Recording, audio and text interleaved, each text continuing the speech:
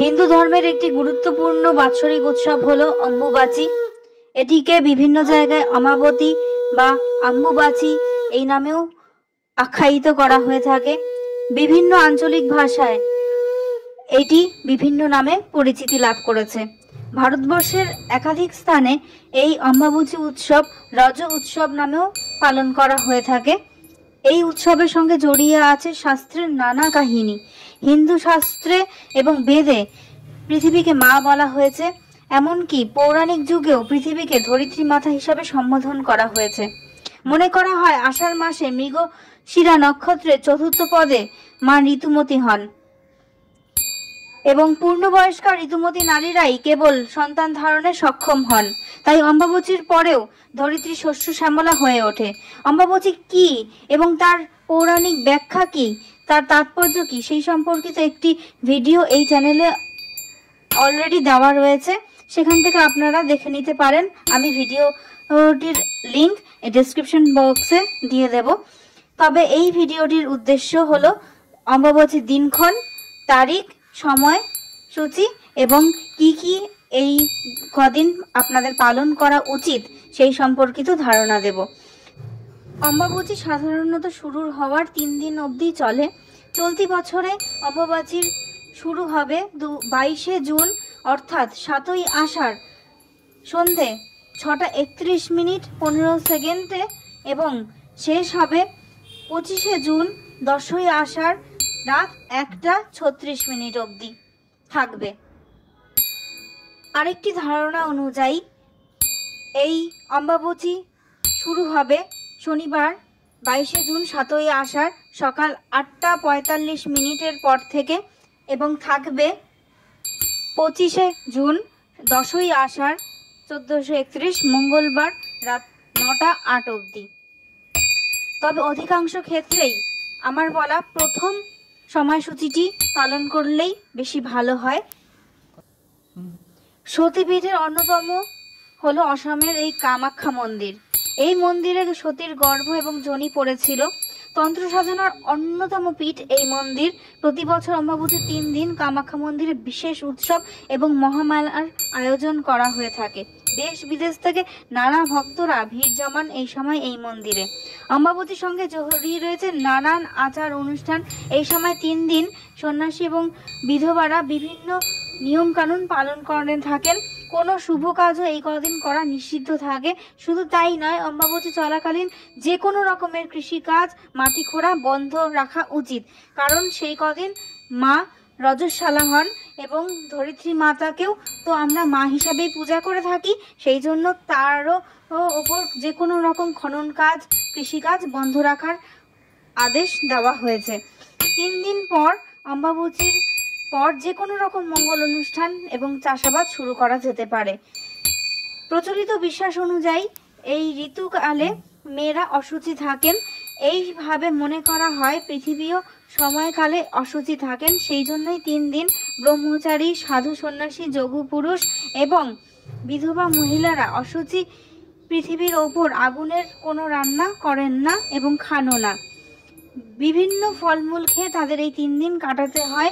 এখনো পর্যন্ত এই বিশ্বাস বিভিন্ন পরিবারে পালন করে থাকেন বিভিন্ন বয়স্ক বিধবা মহিলারা।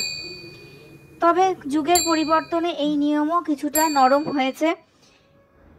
3 দিন পরে জামা কাপড়, বিছানা সাবান দিয়ে ধুয়ে নিজেরা সাবান শ্যাম্পুতে চান করে সব কিছুতে হাত দেন এবং আবার নিজস্ব জীবনে ফিরে আসেন। তবে শুধু কামাখ্যা নয়, অম্বুবাচী চলাকালীন বিভিন্ন মন্দির এবং বাড়ির ঠাকুর ঘরের মাতৃশক্তির প্রতিমা বা ছবিও কাপড় দিয়ে ঢেকে রাখার রীতি রয়েছে। তবে এই সময় তুলসী গাছের গোড়া যদি মাটি দিয়ে উঁচু করে রাখা হয় তাহলে খুবই শুভ হিসাবে সেটাকে ধরা হয়ে থাকে। যারা শাক্ত মতে দীক্ষিত তারা জপ করতে পারবেন, কারণ জপে কোনো দোষ নেই। অম্বুবাচীতে গুরু পূজাও করা চলবে।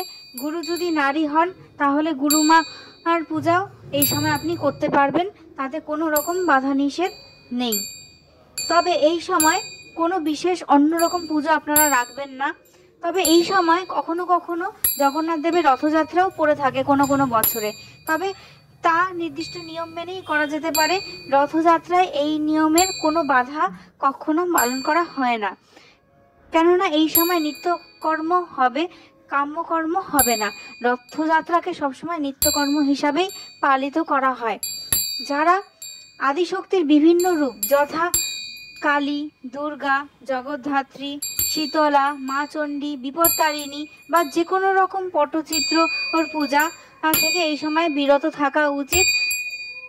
বাড়িতে যদি কোনো মাতৃ প্রতিমা থেকে থাকে বা কোনো পটচিত্র থেকে থাকে, তাকে অবশ্যই লাল কাপড় দিয়ে ঢেকে রাখবেন। অম্বাবচী চলাকালীন কোনো সেঁকা বা পুড়িয়ে খাওয়া, কোনো রান্নাও খাওয়া উচিত নয়। আমিষ খাওয়া এই সময় চলবে না। সাদা তেল, লঙ্কার গুঁড়ো এবং কুমড়ো খাওয়া এই সময় উচিত নয়। তবে ঢ্যাঁড়স, সোয়াবিন, বিনস, মুগ ডাল, পটল এই সময় খাওয়া যেতে পারে।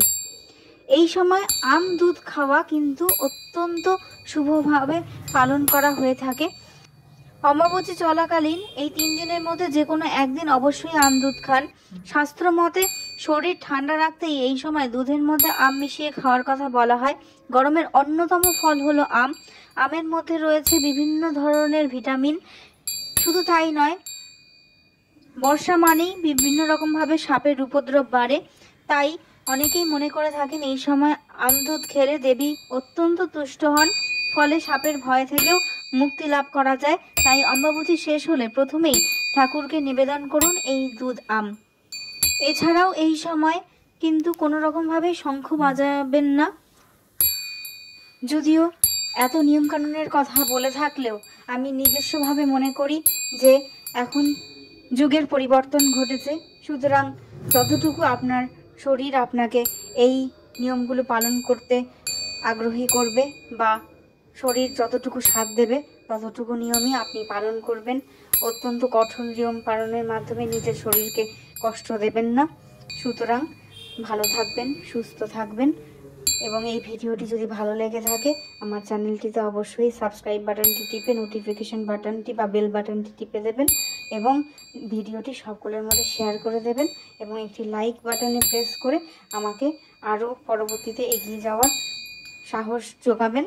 এবং যদি অন্যরকম কিছু ভিডিও সম্পর্কে আপনারা জানতে চান তাহলে অবশ্যই সেটা কমেন্ট সেকশনে আমাকে জানাবেন এবং অনেক অনেক ধন্যবাদ ভিডিওটি দেখবার জন্য।